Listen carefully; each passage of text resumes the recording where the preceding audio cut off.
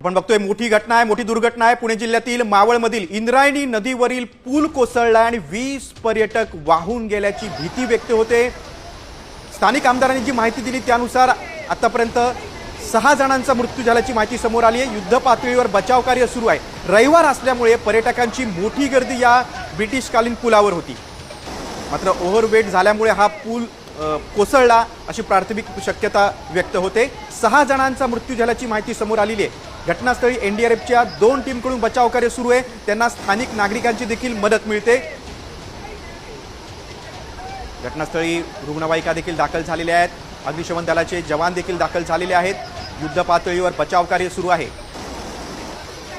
50 पेक्षा जास्त पर्यटक या पुलावर होते आणि तेव्हा ही दुर्घटना घडली। पूल कोसळला, मात्र हा पुलाच्या दर्जाबाबत पुलाच्या गुणवत्तेबाबत कुठलीही सूचना प्रशासनाकडून तिथे लिहिलेली नव्हती किंवा पर्यटकांबाबत काळजी घेण्याचं कुठले